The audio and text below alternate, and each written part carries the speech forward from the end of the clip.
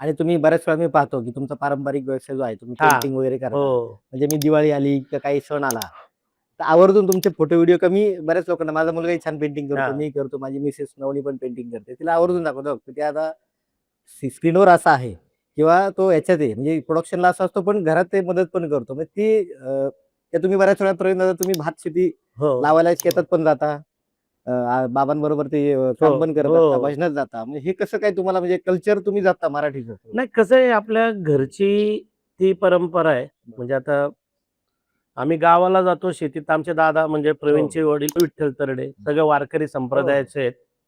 त्यांच्यामुळे ते कीर्तन काला हे सगळं आलं आणि शेती कंपल्सरी आहे.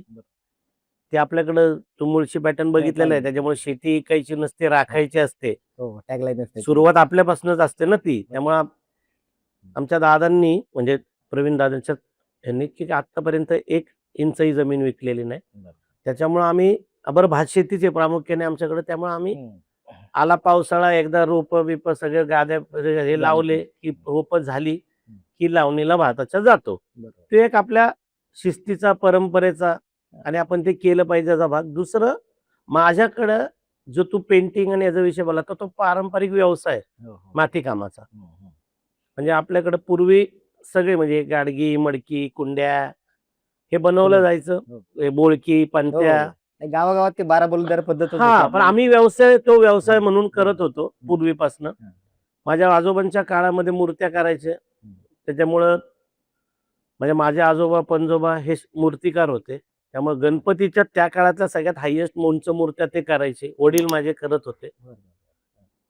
त्याचे साचे बिचे आपल्याकडे बनवले जायचे. तर ती परंपरा आपली आहे, लहानपणापासून ती आपल्यावरती त्याचे संस्कार आहेत. जसं त्यामुळे आता दिवाळीची चित्र आपल्याकडे पद्धत अशी असायची की आता एखादं काम आपल्याला सांगे मी नाही करणार, नाही काय मला नको बाबा. पण आता आमच्याकडे आजी होती, आमच्या आजी काय करायची, मला दिवाळीची चित्र आपल्याला यायची, तेव्हा मातीची चित्र असायची. आता पीओपी मध्ये बनतात, हा प्लास्टर बनतात आता, तेव्हा मातीची यायची. मग मातीची काय करायची, जुनी चित्र काढायची तुटली फुटलेली, नाही तुटलेल्या चित्रांची माती करून द्यायची परत. त्याचा एवढा एवढा उंडा व्हायचा, एवढा उंडा झाला, त्या उंडा हा शब्द एखाद्याला कळायचा नाही, पण मातीचा आपला हा. आता तिचं गणित असं असायचं, मला सांगायचं दादा ह्या उंड्यातनं जेवढी होतील तेवढी चित्र तू करायची, ती करशील तेवढे तुझे पैसे तुझे, तू विकशील त्याचे. आपल्याकडे 4 साचे होते, मग त्या उंड्यातनं मी चित्र करायची, ती साच्यातनं काढायची, मग ते नंतर चुन्यातनं लावून त्याला कलरिंग करणं. डोळे फक्त मला काढता यायचे नाही, तर काका काढायचा आमचा. मग ते विकायला आपल्या घरात ठेवायचो आपण समोर. ती काय 60-70 चित्र झाली, तेव्हा 50 पैशाला वगैरे चित्र जायचं, 25 सगळे पैसे माझे.